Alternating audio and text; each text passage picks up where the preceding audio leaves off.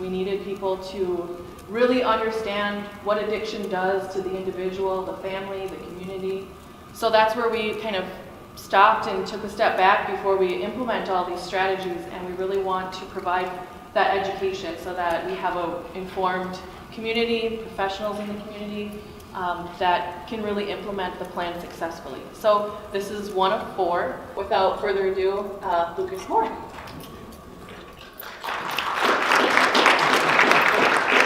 I am a supervisor for clinical interns there, so I carry a part-time caseload. I meet with probably about 15 people individually a week, and the rest of my time is spent supervising clinical interns. So I supervise 6 of them right now. I've also started to teach at the University of Wisconsin School of Social Work, where I got my degree from, and I teach a substance use disorder and social work class. So first thing that I'd like to talk about is the importance of language. And I do my absolute best, and I'm not perfect, but I try to talk about things in terms of adaptive and maladaptive as opposed to good and bad, right? I want to just dispel this idea that substance use disorders and addiction are a moral failing. It is not. You are not a bad person for being addicted to something, plain and simple. And that's why I think it's really important to talk about the brain effects, because I want you to see it as a disease. Right? These different behavioral changes aren't a moral failing, they're symptoms of this disease. The structural changes that happen within somebody's brain. So we're going to start really, really small, and then we're going to build to bigger and bigger pieces. Okay? And then we'll eventually get to how it affects people socially and things like that. So, I'm going to start with this, because I already planted this idea that substance use is a disease. I have very mixed feelings about Alcoholics Anonymous. There's good and bad.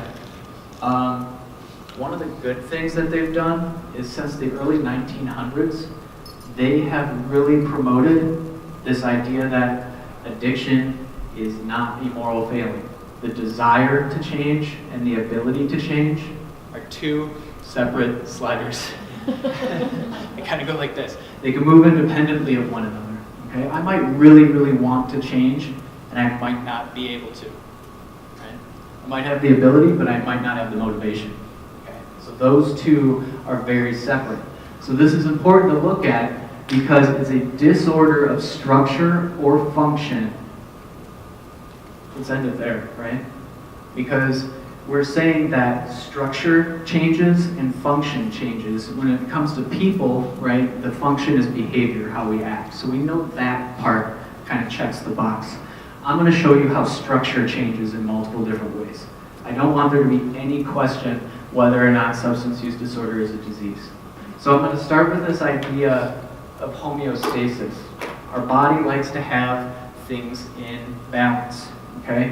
Whether we're talking about chemicals, rest, predictability, etc., etc. Like our body tries to have the scale be kind of in balance, okay? So there could be a lot of different things. If I have too much water, I pee it out, right? If I don't have enough water, I drink some. Homeostasis.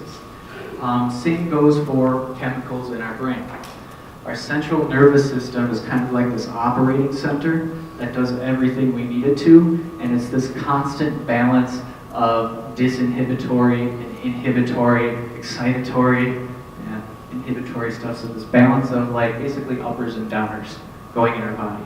If I have too many downers, let's call this the downer side.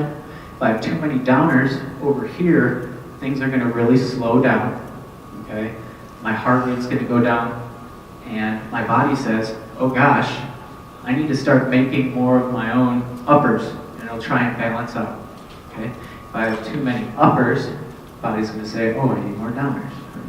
And the body doesn't see whether or not these chemicals are coming from the outside or not. They just see if they're present. Okay? And your brain is very efficient or lazy, depending on how you want to think about it.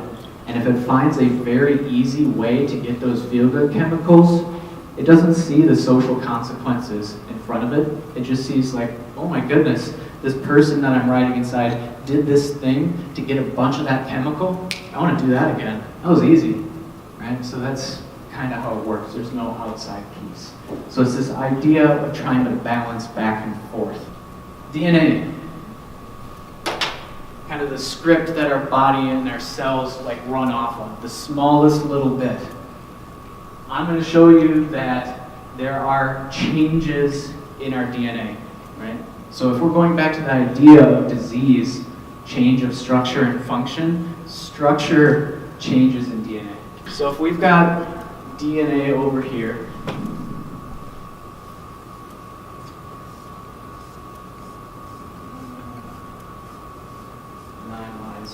one thing that we know about addiction is that there is a genetic component to it.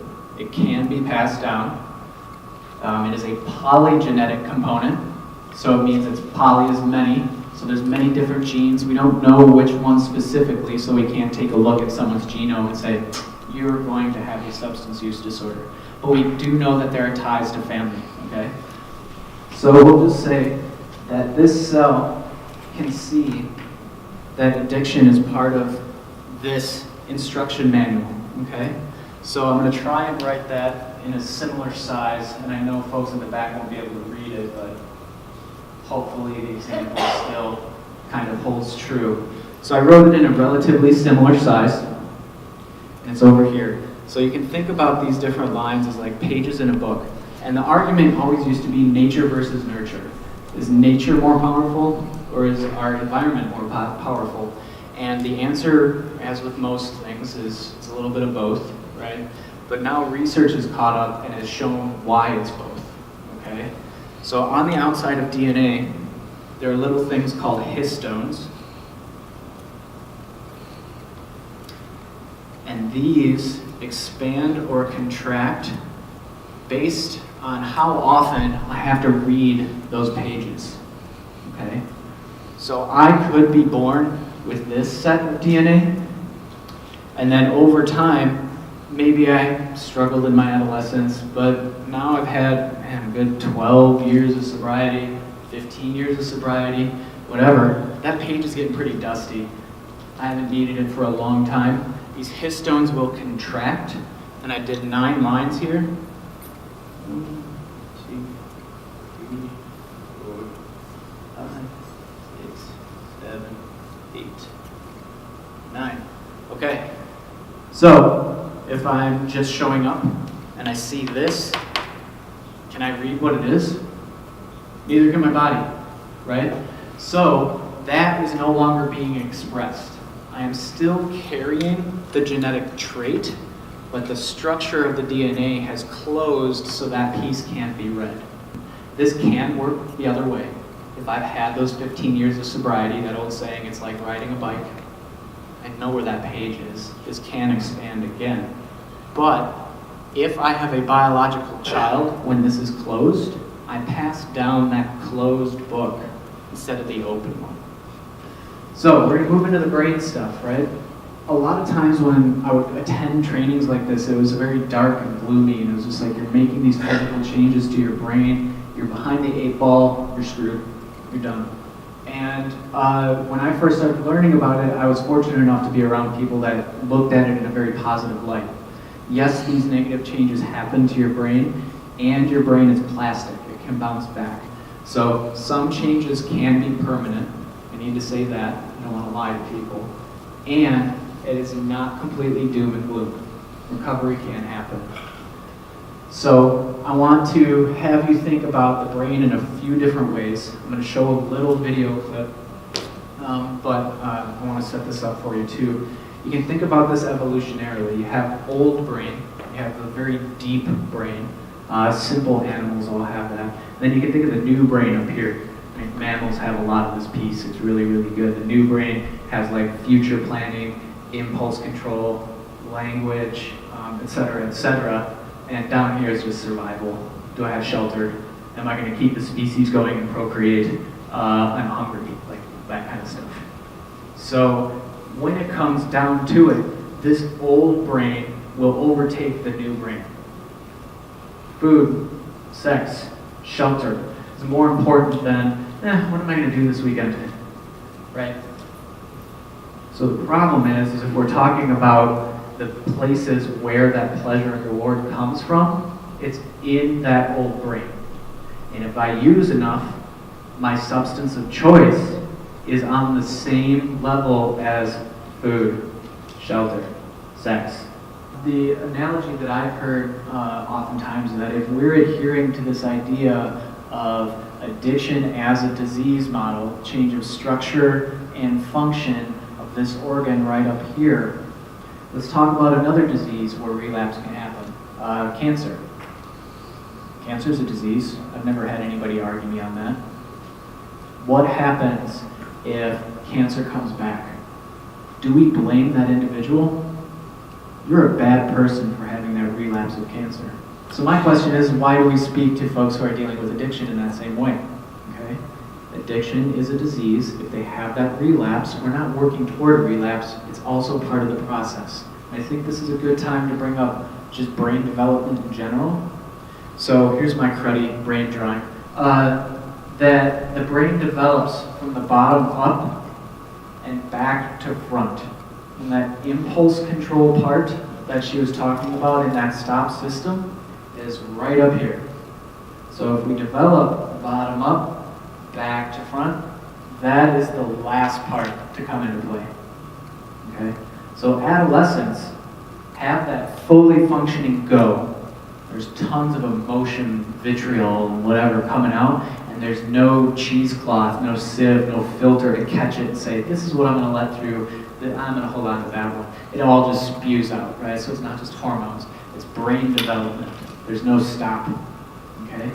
So it is really, really hard when we're talking about substance use disorder that if that gets hijacked in a fully functioning adult, the go is faster than the stop. Imagine what it's like for adolescents who don't even have that stop to begin with, right? So this is a selling point for me that it's really important to have family and loved ones involved in that journey toward wellness because they, the folks around them, are their prefrontal cortex. Kids can't do that themselves. In fact, current research is saying that that full development doesn't stop until 25 for biological females and 27 for biological males. That GO system is something called the limbic system, or the reward circuit. And this is built in for evolutionary purposes. It is important to have that. And it's reinforced in a lot of different ways. And those structures change with addiction as well, right? So we have to consider where that piece is in the brain. So this one's facing the opposite direction than my little drawing. But again, if you go develops bottom up, back to front, this is the last piece that develops, and it's part of that limbic system. So we're up against biology, because our brain is built to reinforce those things that feel good with minimal effort. So up here I have a nerve cell. So these nerve cells, mine look like fried eggs with a stick. They don't actually touch, okay? It's a chemical and an electrical impulse that goes through. Right? So there's differently charged ions. This cell will build up a negative electric charge, which will shoot down this way. It'll release neurotransmitters between the cells. This one will pick it up, and when it picks up those neurotransmitters, it creates a negative electric charge, and it continues on. It happens like that. So what happens is, if you have an electrical circuit that is not insulated, that electricity is going to try and ground anywhere that it can. For me, my grandpa had a farm growing up, and being the thrill seeker that I am, I would love to go up to the electric fence and just like hold on to it. And of course it's going to ground on me, right? It's not going to just keep going because it's exposed. This is an exposed wire. So what's happening is all of that energy is instead leaking into me instead of 100% of it going through that wire. Okay, so you can think of it as like a leak. My brain, being lazy or efficient, wants to maintain as much of that energy as I possibly can. So what it does, and this brings me back to cartoons, is if I'm walking this path over and over again, I'm going to drop breadcrumbs behind me so I remember where I came from, right? And your brain does that in the form of fat cells. called myelination. If I covered that electric fence with rubber all the way down it, and I grabbed it, it's insulated, I'm not going to get shocked. 100% of energy is going through that fence. Same with your brain. So now it's not leaking out. This is the path. Oh, he did that thing to take that substance where I got a lot of that feel-good chemical. Remember that path. I've insulated it, so now it can't turn. It's stuck in that lane. Growing up in my small rural community, I started mowing lawns at a young age, and I would get paid, and I would immediately run to the cooperative and buy a bunch of candy. So I would always take a shortcut through an abandoned lot, 100% of the time. So if I am going through this abandoned lot, I'm not talking about like a nice soccer field, I'm talking like farm equipment, overgrown grass, that kind of abandoned lot. And I would take that same shortcut over and over again. What happens to the grass and that shortcut over time? There's a path that forms. The dirt gets compacted. Whatever garbage was in my way, I'm cleaning it out of the way. And then the grass isn't growing anymore. And it's really, really easy to see. I've got this really well-formed path. That's me insulating that neurological path, okay? So, and this is true, I ended up going to the pediatrician, and they're just like, you're kind of an unhealthy kid. You should probably eat some more vegetables. Which had a lot of different like emotional impacts on me, but whatever. I'm talking about neurobiology here. That was option B. So if I had option A, I had a bunch of money, and that was my feel good. And now all of a sudden he's telling me to go over there. If that front part of my brain, the stop, isn't getting to have an impulse, what's the fastest way to a reward on the other side? A, right? A is the fastest reward, and I'm going to keep doing that because that's what's been reinforced. Okay? So that's why it's really important as us, as providers, as advocates, as allies, to say, okay, I'm going to walk this with you in practice, and I know it's going to take some time because this is super well established, and you don't have that full piece up here yet. Right? You don't have any time for that to process. So over time, we'll keep walking back and forth, cleaning out some of that garbage, trampling down some of that grass. And the more we can work to leave this one alone, if I leave that path alone, that grass will slowly start to grow back. And the same is true up here. It's kind of like the roads in Wisconsin, right? If we don't maintain the roads, they start to get worse. Same deal. So it starts to look broken like that. There's places for it to leak. And over time, these will start to look kind of similar. It's not as clean cut anymore. There's a lot of grass here. I don't know, this one might be easier. So with support, with practice, with time, this can become more reinforced than this one. I can form a connection over here to a different, more adaptive way to get that reward and insulate that. I didn't actually take time to do this, but I'm willing to bet that if I went back and spent enough time to retrace my steps, I would be able to find where the dirt was a little bit more packed. Like that's how much we went through that path, okay? So that can still be found. Doesn't completely disappear, but I can make this a better option over time. That's why that old saying, it's like riding a bike, is true. If I do this again, oh yeah, that's the path, right? So that is how the changes happen on a cellular level. There's also changes in the chemicals that communicate between the cells. So dopamine is that feel-good chemical.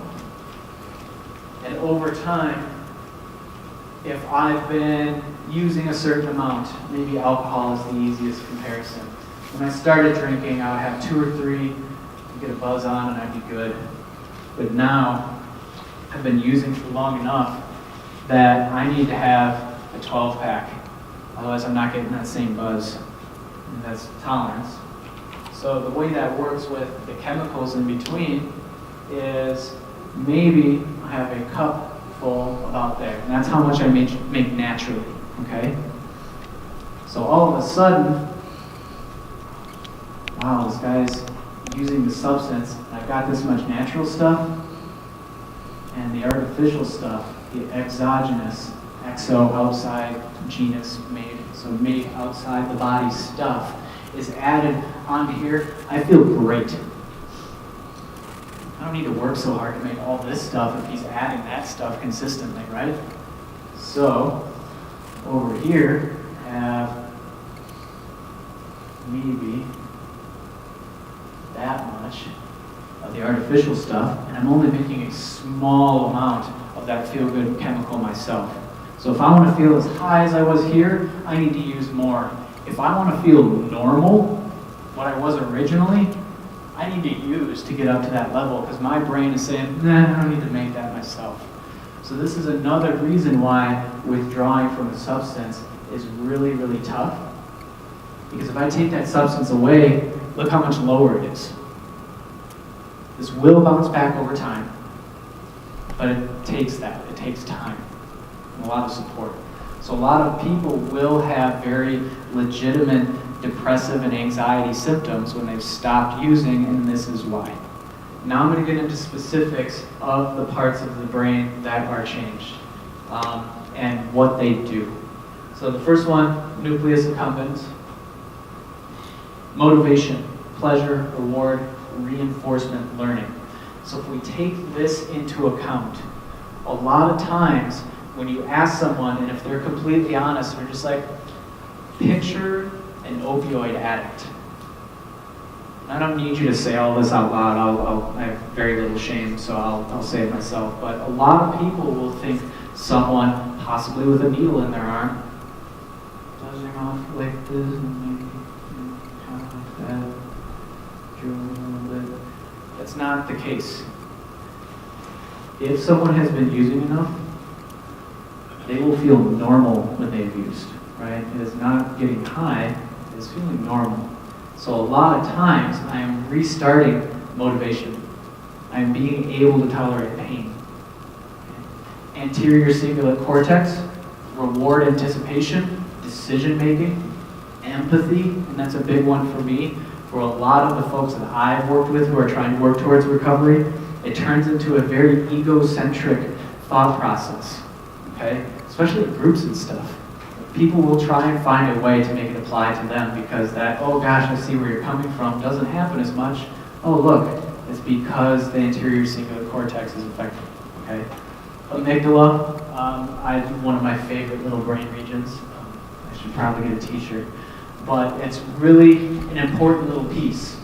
And what it does is it kind of starts this fight, flight, or freeze response. That's what it's in charge of. If I'm not getting these needs met down in this very base area, this little person right here says, okay, time to sound the alarms.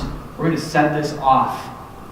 And that's where it starts that, oh God, I gotta have it. Right? That's what that is. Usually designed for survival, shelter, food.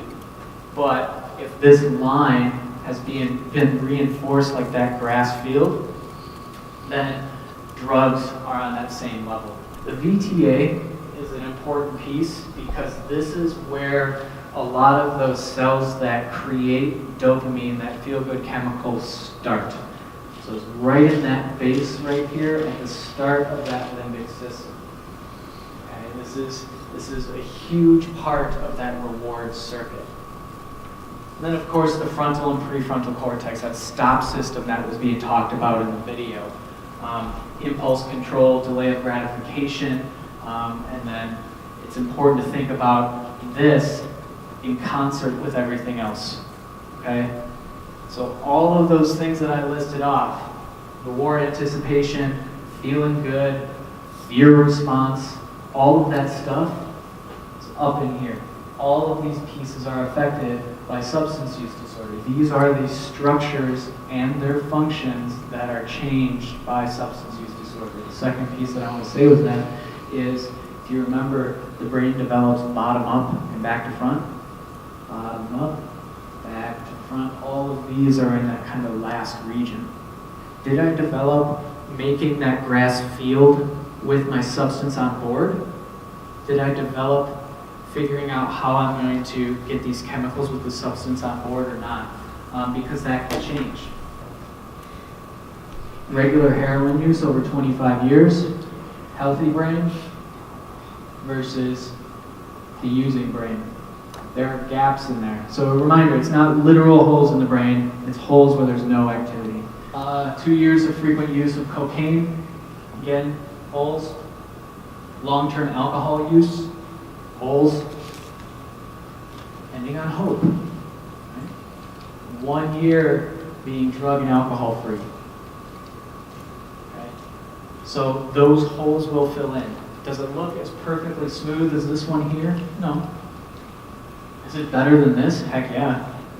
So, when I was talking with Darla, we decided that I would talk a little bit about opioids specifically, because it is an epidemic, and it's very important to address. So I'll talk about this a little bit, and I will map it onto some of these ideas that I've talked about too. So think of substances like if you were to go to like a new planet, and you found this drug down on the floor, and you can't like put it under a microscope and say, oh, that's bad or that's good. It just kind of is. It's the effects that we have afterwards that we deem whether or not it's healthy. And so there's exo outside, endo within. There are endogenous, made within our body, opioids. Okay? Opioids in and of themselves are not necessarily bad. Because we need them in our body, even if I'm not taking any substance, I need them for pain management, motivation. It helps keep that homeostasis. Why else would we have opioid receptors in our body? We make them ourselves. The problem is when we introduce these exogenous opioids, and it interrupts that balance and creates those changes in the brain. So, general effects that we have, painkiller, it can subdue emotional pain, so that's that piece of like having difficulty dealing with emotional hurt as well if I'm trying to come off of opioids. And then you have muscle relaxation and drowsiness. Right? It is very, very effective in helping folks with these things. It can also calm diarrhea and cough because it is slowing that central nervous system and GI tract. So there are effective uses for it if and when it's dosed properly. So, opioids. Actually, I'm going to stop here real quick because some folks have said, well, I always thought it was opiates.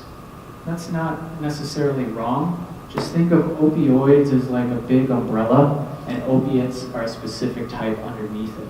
Right? So opiates are the ones that are naturally derived. Opioids include natural, but also synthetic and semi-synthetics. So they're naturally growing, have used it for many years. It's nothing new. Okay? In fact, for quite a bit of time, in the late 1800s, a lot of middle-class housewives, it was really popular for them to use it. Oh my goodness, I can't handle this. Take some opioid medicine, right, to calm down a little bit. Morphine, active ingredient in opium. It is isolated in 1806. This has been around for a while. Morphine is essentially medically pure heroin. A lot of us have had like surgery or anything like that. Then we've had heroin, like better than heroin, right?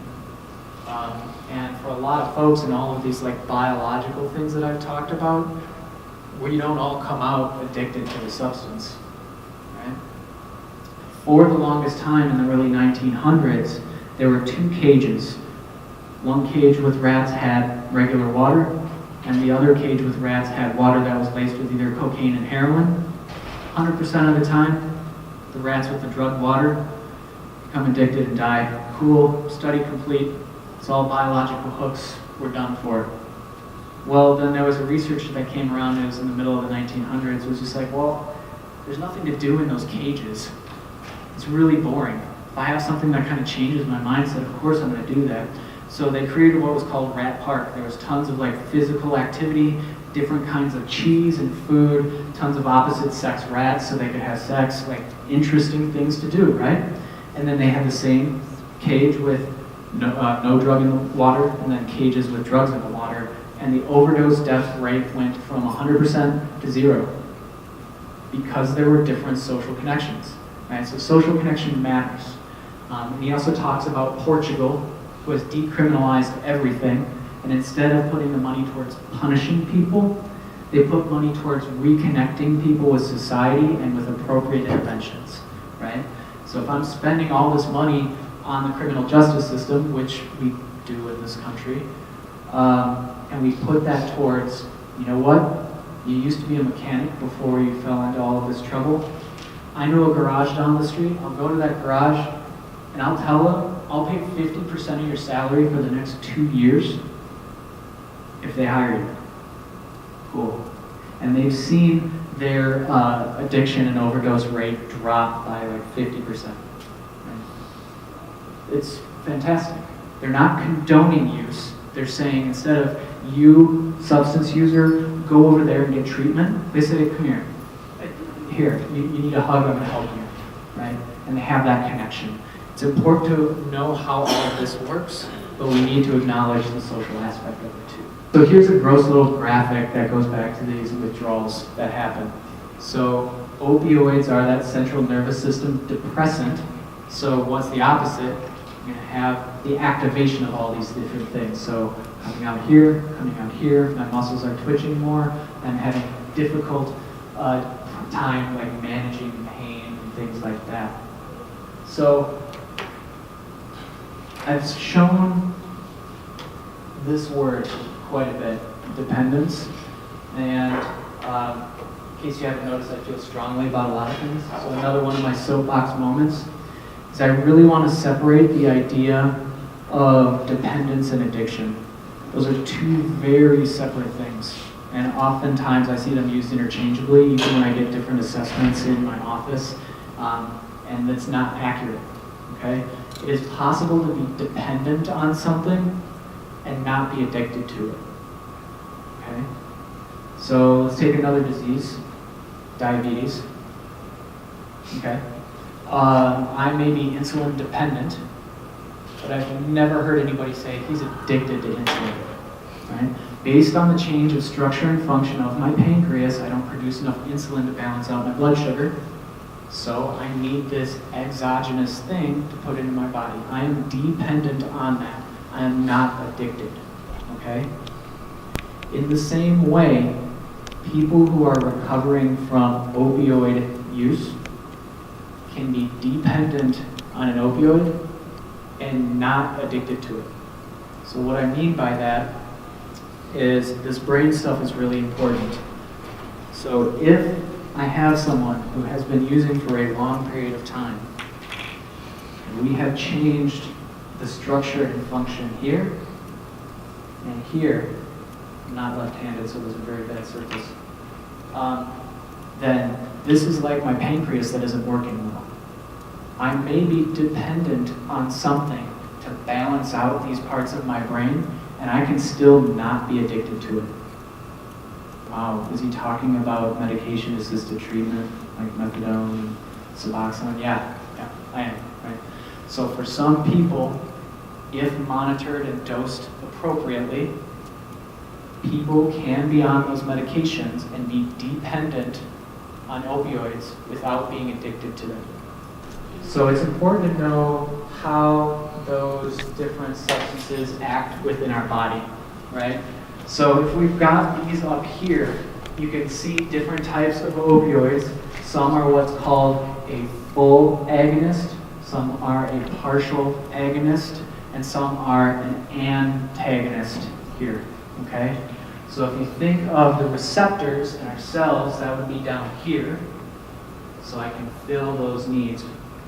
And then activity zone is, am I getting high or not? Okay? So if you have that full agonist, you have the potential to get high. So people can get high on methadone. It is much slower release than heroin.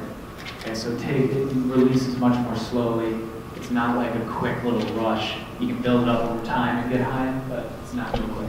So if dosed appropriately and monitored appropriately, this can be an effective way to balance people's brains. My problem that I've seen is there is so much demand that, well, it's a combination of a high amount of demand, and the methadone clinics in Madison are run by for-profit organizations that aren't even in Madison, right? They're run from outside. So basically there's a culture of saying, let's get as many people in and out as possible, give them their medication, and they're good.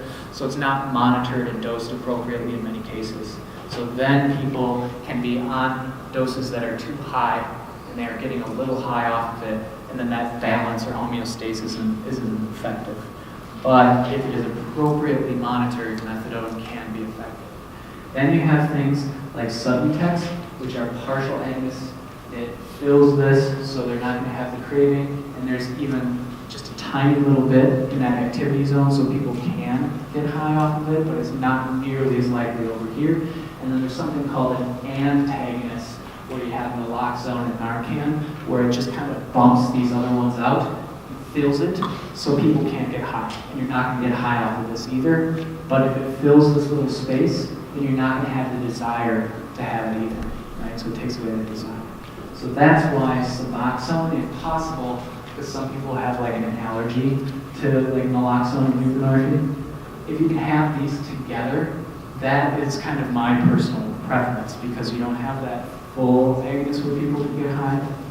They'll take care of those cravings and a little bit of that balance over here. Right? I did see my notes, and I realized I didn't answer the question about the expectant mothers.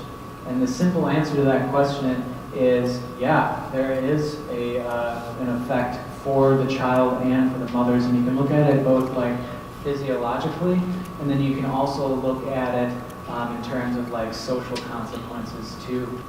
So there's quite a bit of use, and in the state of Wisconsin, it's just like, is there going to be significant damage to that individual? And they don't define significant and things like that. So what my wife always told me was, if you have to ask the question, you need to call CPS, because it's not your job to decide as a professional. It's CPS's job to decide whether or not they want to substantiate. A lot of times they may not, but that is not your decision to make. So if you go specifically to opioids, right, there are no physical deformities. Right? So if you're talking physical deformities like changes in face structure and shape, no change in like size, but you will have changes in the brain function. Right? You can have it be associated with cognitive and behavioral issues. So kids who have grown up with mothers who used opioids while they're pregnant have lower verbal, math, and reading abilities. And so it kind of puts the kid in the thick of it, behind the 8 ball, whatever you want to say beforehand. So there are a lot of different effects that can go into folks using it too. You also see something called neonatal abstinence syndrome. So basically this poor little kid that just popped into existence is already going through those cruddy withdrawal symptoms, that horrible picture that I showed with that guy having seizures and stuff coming out this end and this end. And so kids will deal with that, and they're really irritable, their brain's not balanced, so it takes a while for them to kind of calm back down. So those things will happen immediately. And then also, it's important to know that there's a significant percentage of users that may be using IV substances, and that comes with a different set, like aside from the drugs. You can have HIV, hepatitis, infections, and things like that. So that's what happens when expectant mothers use opioids. She's currently enrolled in NTC, earning her substance abuse counselor degree. She's been 3.5 years clean from heroin, and she is currently a supervisor for the Marshfield Clinic and recovery coach on the prevention team for her tribe, which is Forest County, Potawatomi. So if everyone could give a warm welcome to Shelby.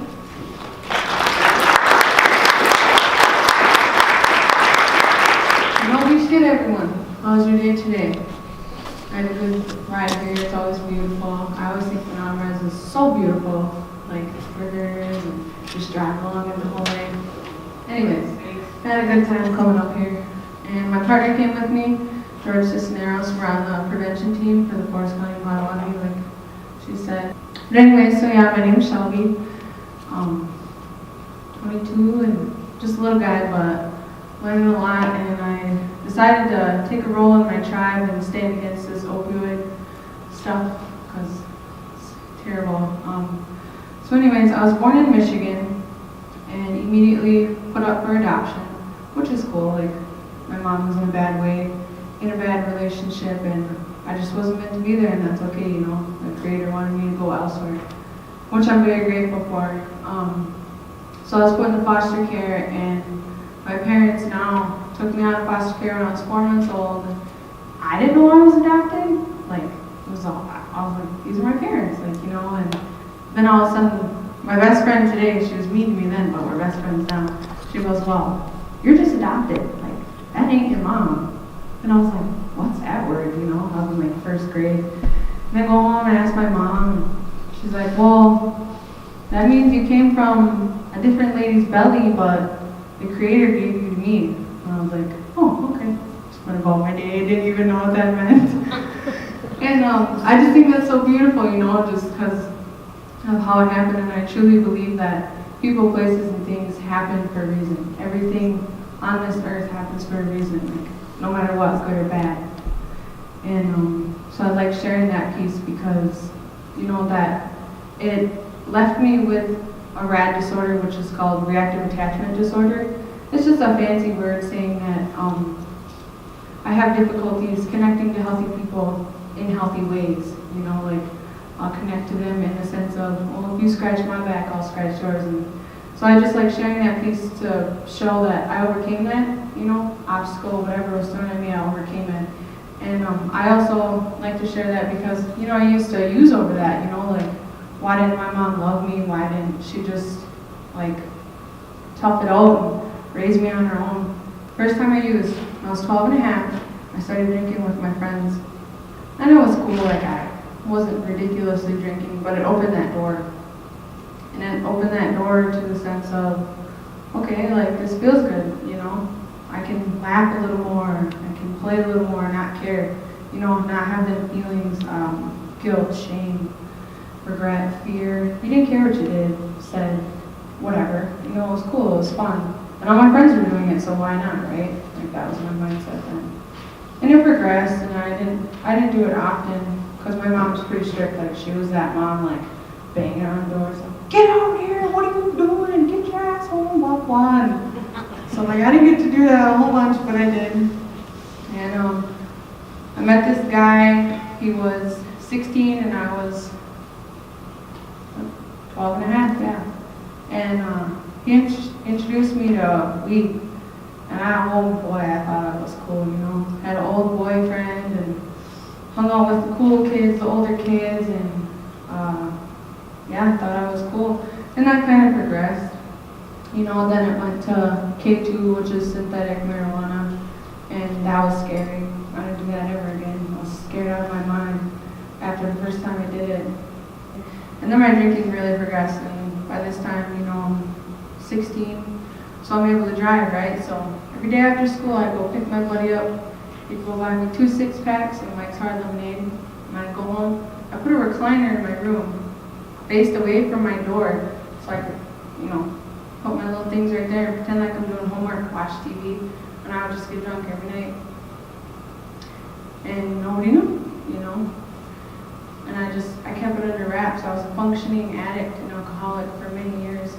And then more progressed, and I got mono when I was 17. And it just affected me in the way, like, my throat got really sore, like I couldn't talk, I couldn't, nothing. So I got prescribed tramadol, which is an opioid. Yes, okay. And so that was my first instance into that. And before that I did some Adderall. Keep my story straight here. Did some Adderall, and I snorted it, and like, you snort it and then it drips in your throat. Oh, this is awful. Don't ever do it. So anyways, yeah, so I got prescribed that tramadol, and that was my first instance into that. And I didn't even realize what I was doing. You know, I had no conception at all of what alcoholism is or being an addict, nothing like that. And so it said on my bottle, take one every 4 hours or 6, whatever it was. And I was always taking 2, you know, because like one was enough to where I could manage my pain at a level where I wasn't crying, you know, I was able to function and whatever. But if I took 2, you know, damn, I feel pretty good. Maybe I should just take 2. So that's what I did. And I didn't realize I was setting myself up for a whole slew of just awfulness, right? So anyways, life progresses. I go into sports and whatever, and then the Adderall picks back up. Okay, so I went fake test so I could get 70 milligrams of, it was the generic version of Adderall. And so I was taking that every day. Well, you know, your body gets dependent on that stuff. So when I'd run out, I'd get really mean. Like when I came down, I'd just get real violent, like crazy, like, you know, like little dog that's stuck in a cage, wild, like, ugh. And one night, me and my mom and dad got into it because I didn't want to come home at 10. I'm like, I'm 17 years old. I'm gonna listen to you, you know, tough guy. I don't need to come home at 10. So they're like, well, get out then. But you're not taking anything we bought with you. You want to act like you're grown and go be grown. And I was like, Mom, jeez, you know, can I take my clothes? Nope, get. Okay. So I tried to be sneaky and pack my bags and then jump out the window. Well, I didn't know my dad was standing outside the window waiting for me to do that. And so I seen him and I took off running, and my dad's 6'2", you know, his legs come up to here on me. So he caught up pretty quickly. And I was fighting him, and then my mom came out there with a cop flashlight, was beating me up, and we're all just scrapping. It was real ugly and awful. And they called the cops on me, and then my boyfriend came and picked me up, and I fled. Because I thought that was the correct thing to do, because I was a tough guy. And in that instance, I created like my fight or flight stuff instantly, always flight, always. After that second, because I was scared. And so I was running from the cops for a while, and then, so I called up there, I'm like, hey, you guys looking for me, you know? And they're like, yeah. Well, where you at? And I'm like, well, I can't tell you the house I'm at, because it's not a good house, obviously, but I'll meet you down the road. And I was like, promise you're not taking me to jail. And they're like, yeah, I promise. So I get there, first thing, hands behind your back, and I was like, no, I gotta tell you my side. He's like, no, I don't care, hands behind your back. And I was like, oh my God, you know, first instance with the law, and in that sense. And I was getting arrested, and like, I was withdrawing still, and the world just came crashing down, you know. And my mom signed this thing that, you know, I couldn't be by her. And so I had to get put back into foster care. And the foster care that I was put into was just awful. Like, I mean, the toilet was falling through the bathroom. They had a German Shepherd, and there was just like huge, like this, clumps of hair just everywhere. And I got lice twice there. Like, it was a super traumatic experience. So then I moved into my boyfriend's house, and I had free reign. His parents, you know, they're addicts still to this day. And so I had free reign. They didn't care what I did. And in that time, I got hanging out with the wrong crowd because I didn't have rules or structure no more. And so all my cousins and stuff like that, they were doing these blue pills, and I was like, man, like, this isn't cool, you guys. Like, look at yourselves, all sunken in eyes and just broke, you know, can't even afford food, diapers for your kids, nothing. And I was like, why is this cool? I don't get it. And we continued, well, I continued to hang out with them, and things progressed, and I was dating this guy, and his girlfriend, she was smoking a perk in front of me, and all she did was talk about how cool it was, this and that. And I was like, you know what, whatever, like, gotta try everything once, right? That terrible, awful mindset. And so I did, and it like just blew my world, and I was like, wow, this really is good stuff. It's cool, it makes me feel good, it makes me feel like how the alcohol did. Like, I got that feeling back. So then it progressed, and you know, I started doing 1 or 2, it was fine, you know. And 3 or 4, 5, 6. And soon I got up to 15 a day. And, you know, they're $60 a pop, you know. On per cap days, they're 70, 80, because everybody knows, especially they know for Potawatomi. And so that habit was getting too expensive. And I was trying to quit. And one day, I rolled my truck. I was on W up by me, and it's kind of a windy road, and it was snowing, and I was driving, texting my dealer, you know, because I was sick. And I was like, man, I just need something, I need something. So I was on my way there, and I caught the edge a little bit because I was looking at my dang phone, not the road. And I corrected it, and whenever I thought I went over far enough, well, I went back in again, and it irritated me, because like I said, when I withdraw, I get real angry and mean. So I like cranked on it, and I didn't think I was that carried away, but I was. And I turned sideways like that, and I flipped my truck. And I was airborne, flipped it in the air, and then nose to tail, whatever. And then landed on my top, slid into some trees. And I was sick, and I was scared, and oh my gosh. And I didn't have no shoes on, because intelligent, you know. And so I'm trying to kick my window out. Man, the windows are tough. Like, they ain't going anywhere. And I was kicking and punching, and I think I tried headbutting it one time, and it wouldn't break, so I just sat there like, okay. And I didn't think, unlock the door, trying to push the door open. That, I don't know. And then I was too scared to turn my key back on to try and, you know, just roll the window, I guess, up. And so I just was like, okay, this is how I'm gonna die. The cops are showing up, because I guess your OnStar goes off right away with the ambulance and the cops and all that if you crash. So I'm like, okay, like I got a bunch of drug paraphernalia in my truck, I'm withdrawing, I was texting and driving, like I'm going to jail, cool. So I'm freaking out, and I'm just sitting there like accepting my fate, sad. And they claimed they didn't find nothing in there, which, I don't know, maybe someone looking out for me, good medicine. But it was cool, and I just said, yeah, I was texting, you know, that's why that happened. Well, so my boyfriend at the time knew everything I was doing, and I was fine, but they wanted to take me to the hospital to make sure I was okay. And I mean, we deal with addiction in our family a lot. So my mom immediately was like, hey, you know, either you go to treatment or I'm telling you appeal. And I was on probation for, when I was fighting with them, I got charged with 2 counts of domestic assault and battery to a severe degree or something like that. Like there was a heightened sentence on it, and disorderly conduct, whatever. And so I was previously on probation for all that story that I explained before. And I was like, oh, don't pull the PO card, I'll go to treatment. So I did, and I barely graduated because I had such a problem with authority. And so I'm 19 at this time. And I barely graduated Nova, and then they shipped me out to Arizona. Like, I'm 19, you know, I'm not saying I'm grown now, but geez, I was real little then. And I was scared as ever, like, I didn't know nobody there. And they shipped me off to extended treatment in Arizona. And I was like, okay.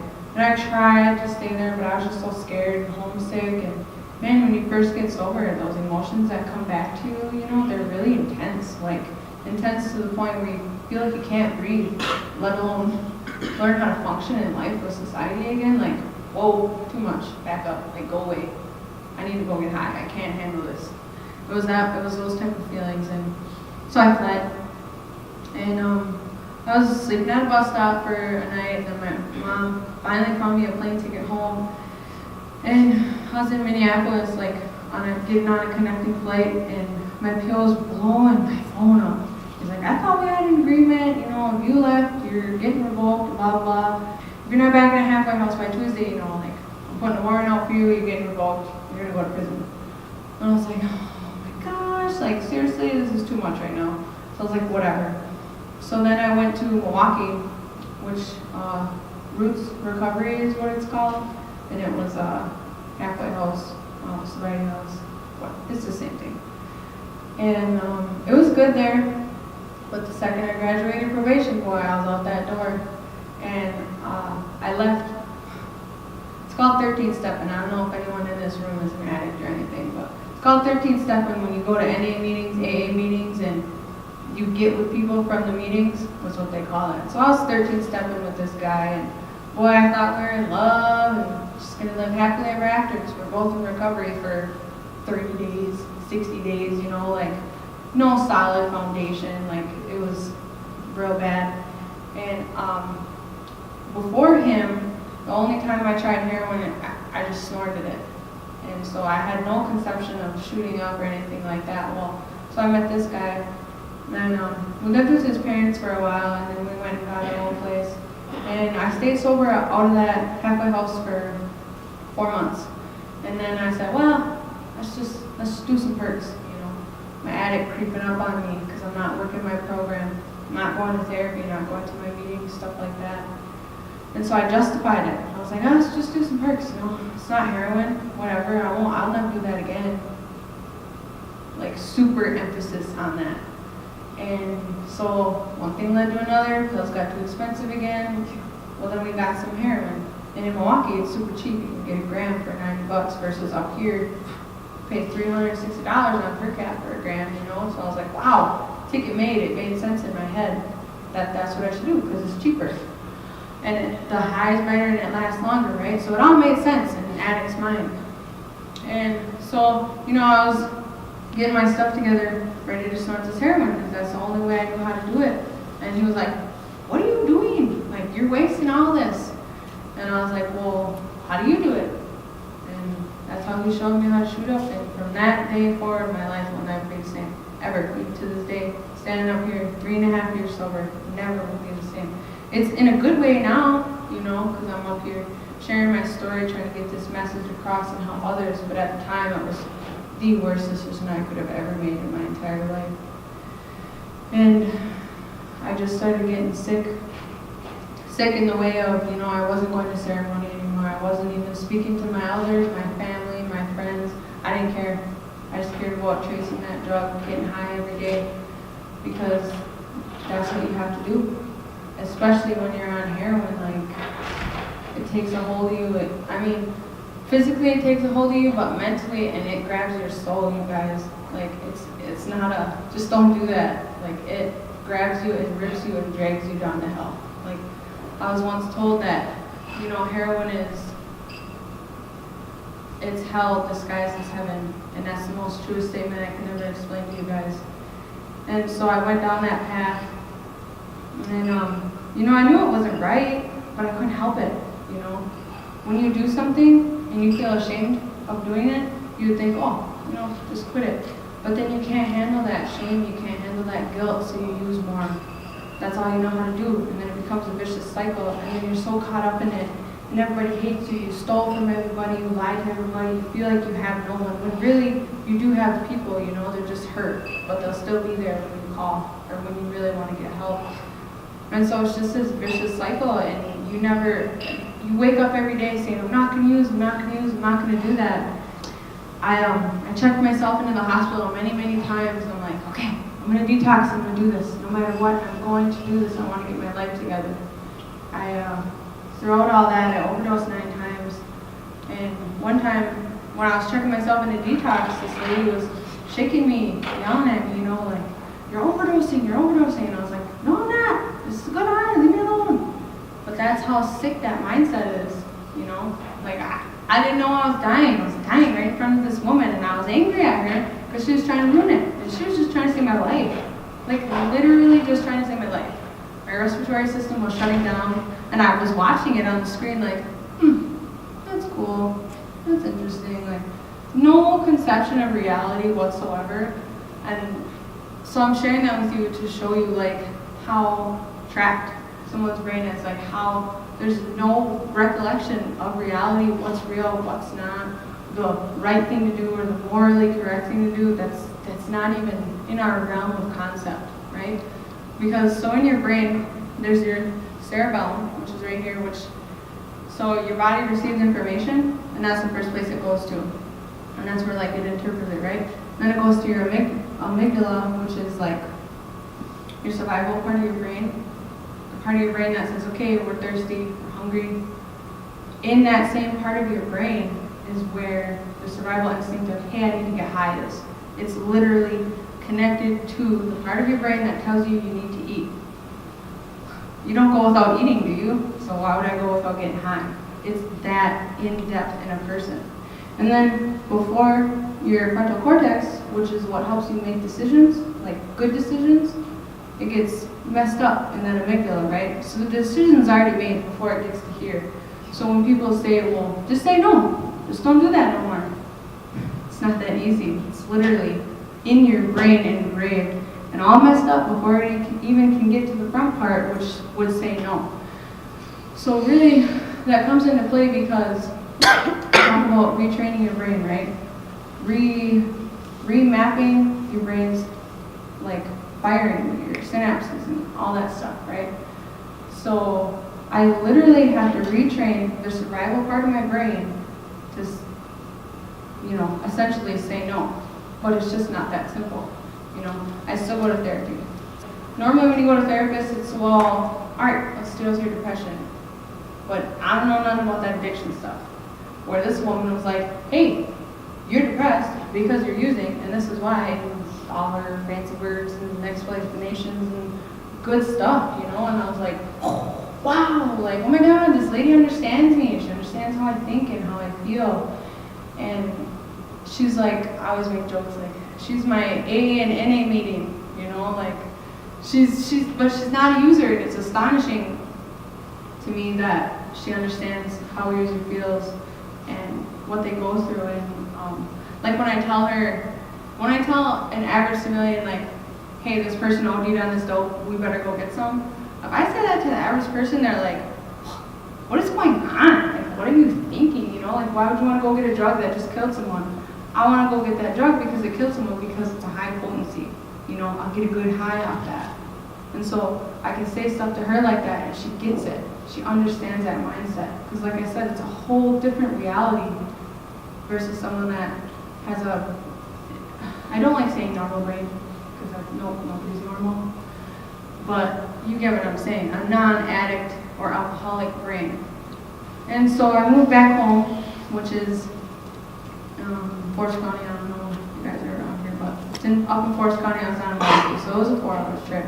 And so my parents, come save me right away, because they had no conception of what enabling is or what that looks like. They're just like, hey, my daughter's hurt, I need to go, right now I need to help her, I need to save her. That's a parent's mindset. And so she came and saved me, and I moved back home, and I was sober for 2 weeks. And boy, was I proud of that 2 weeks, because that is an accomplishment. But I just couldn't help myself. And right back again, I was back in that awful, awful cycle.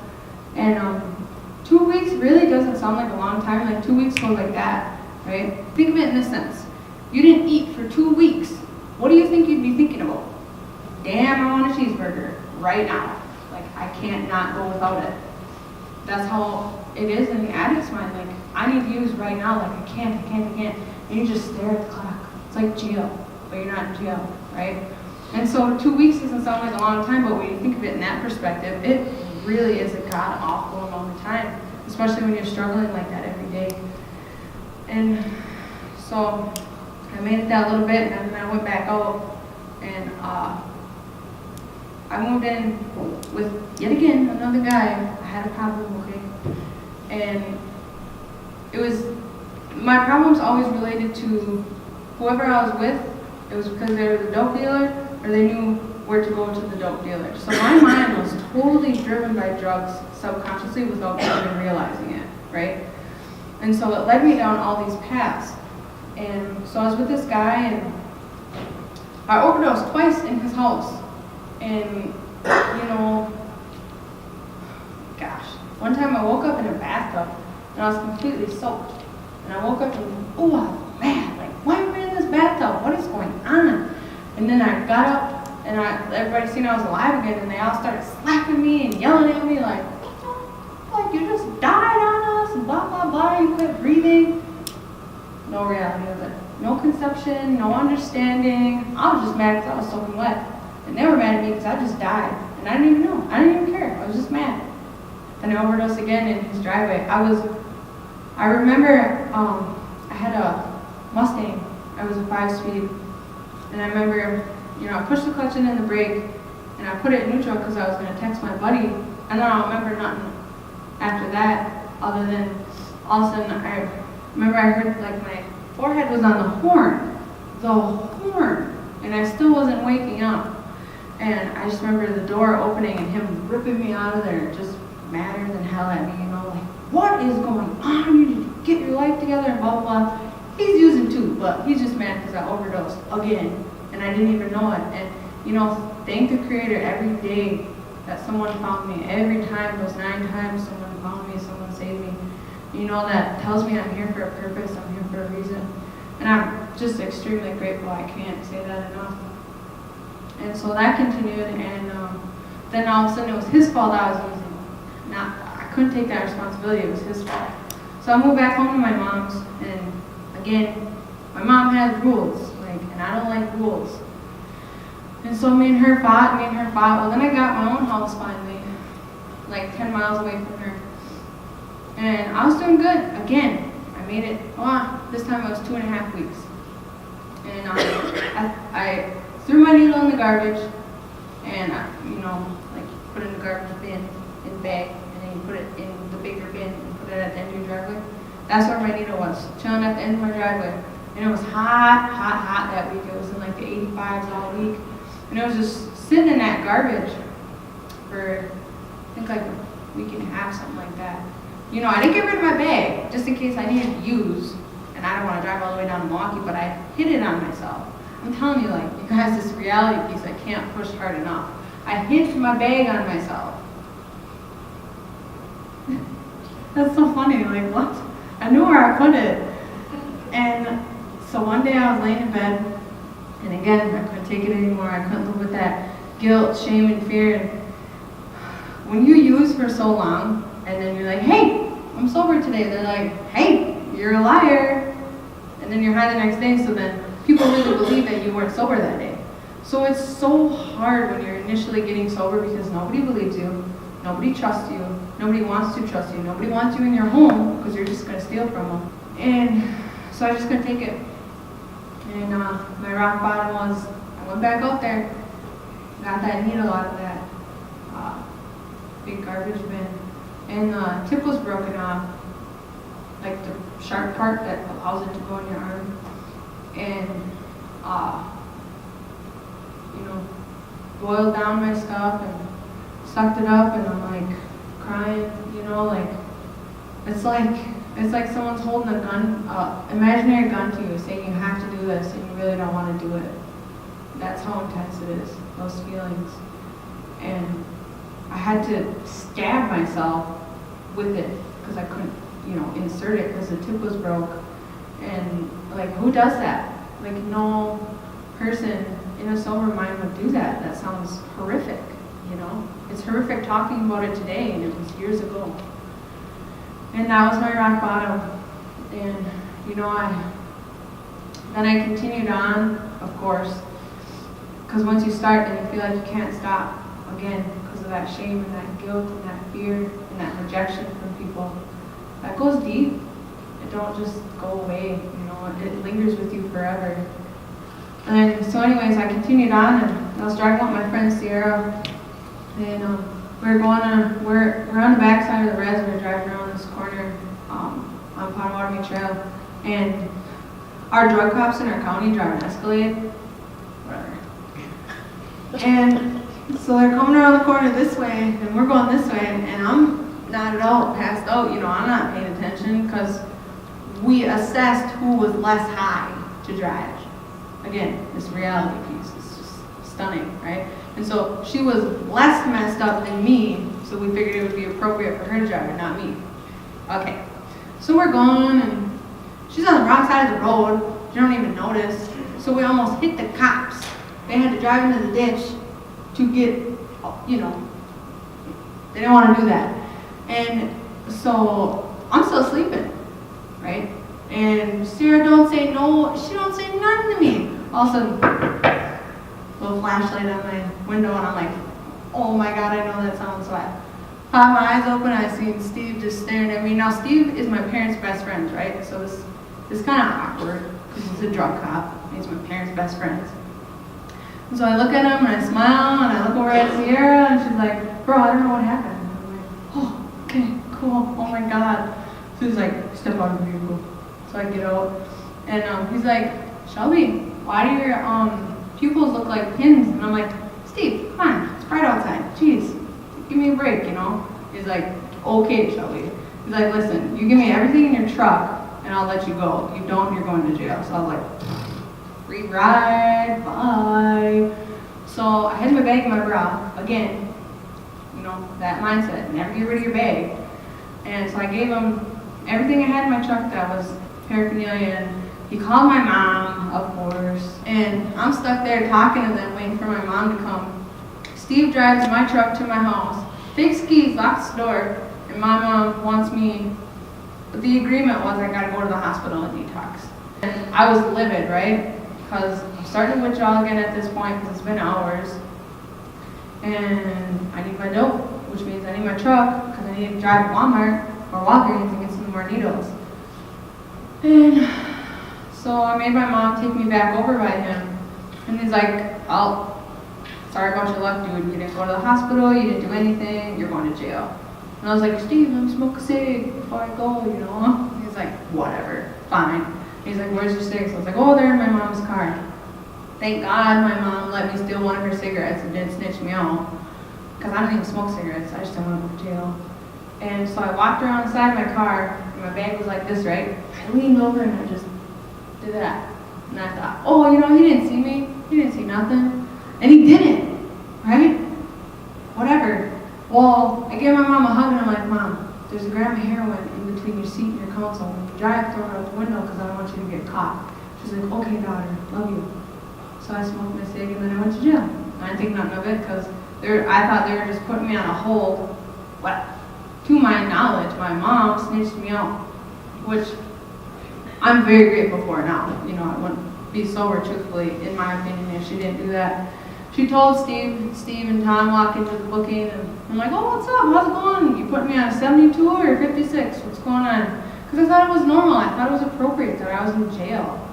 And that, you know, I just got to go through this, and then I can go get high again. I didn't think anything of it.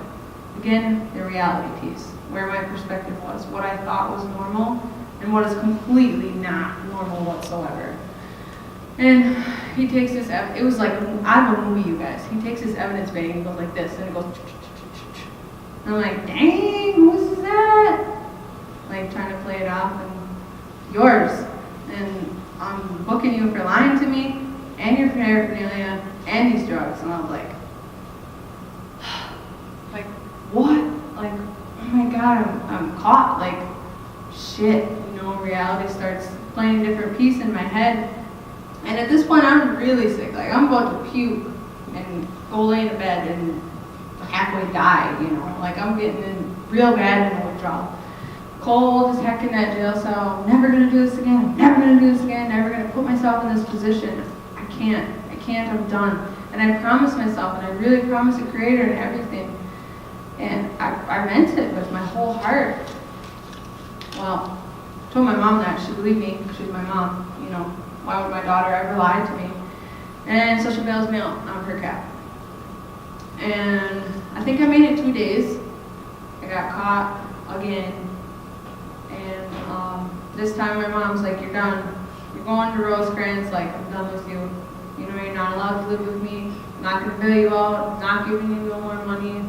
And like, you gotta understand, for my mom to say that, I never thought I'd hear those words out of my mom. And so for her to do that, it was really scary and heartbreaking, and I didn't know what to think. So one day I was having a mental breakdown at work, and all my coworkers knew what was going on. You know, they weren't stupid because of my patterns for years of this. And I was getting into cocaine and dealing with really bad people that I shouldn't have been, and then I was shooting cocaine too, and that's super, super, super dangerous. Like, heroin is dangerous, yes, but like shooting cocaine is dangerous because you can go into cardiac arrest like that. Like, you could be like, oh, I feel it, and then all of a sudden, like, you're done. It's a super scary situation.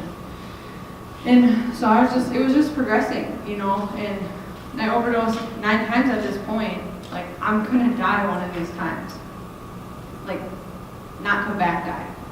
And so she talked me into Rosecrans, which is a opioid-specific treatment facility for women only in Rockford, Illinois. And so I went there, and that place really saved my life. And Rosecrans really, they were like, you know what?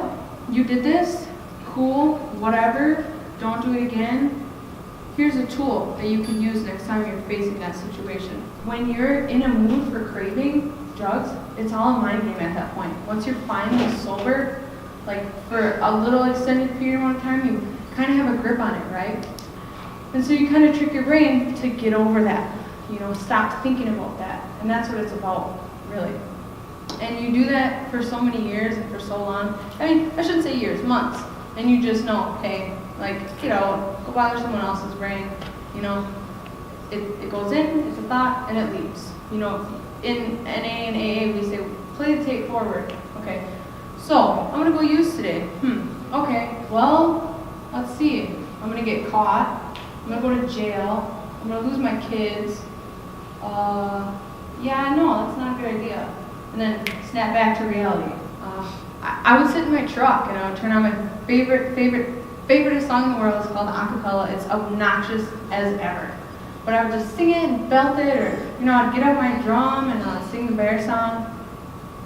And, because that song was gifted to me by an elder. And when I sing it, it reminds me of where I come from, my 7 teachings of life, my name, and like the good things of life. And then I'm like, oh man, you know, I can't give that up, because if I use it, I can't go to ceremony. Not for a while anyways. You know, like, I can't give up my culture, I can't give up my roots, stuff like that. And so really, it's not like this magical medicine that anyone needs. It's just simply learning your brain and learning your thoughts, sense of yourself, feelings. So that's truthfully what I've really learned on this path is myself, who I am, what I mean, what I represent in my life. And I've learned my purpose, and that is to help others in the struggles of life. Okay, the intro was kind of a lie. Technically, today, I'm a transitional treatment aide for the Black East Gwinnett Women's Transitional Treatment Center. Super freaking long title. I hate saying that, but Monday I'll be a recovery coach, which I was previously to being a transitional treatment aide. So anyways, in this house, these women come to us, you know, they're broken, scared, and alone. And I really relate to that, because boy, was I broken. I was a mess, you know, I was like little pieces. I mean, I'm glued back together fairly well at this point, but at that time, I was done, you know, like, yeah, I could see that hope, and that's pretty much my goal, is to give these women hope and say, hey, you know, I've been here, I get what you're going through, you know, I love you, I understand you, and I'm here for you. And just hearing those words, like, man, that gets you in your chest, you know, because our society is so cold. You know, we're not like, hey, I don't know you, but I'm gonna come hug you after I'm done with this speech. That's weird, right? Like, how would you do that? But really, that's love. That's who Native American people are. We're loving people. And so I think that as a Native American woman, my strength is to heal. And that's what I'm here to do, is say and help with today, and what I will continue to do for the rest of my life. And so, yeah, I'm Shelby Clarman.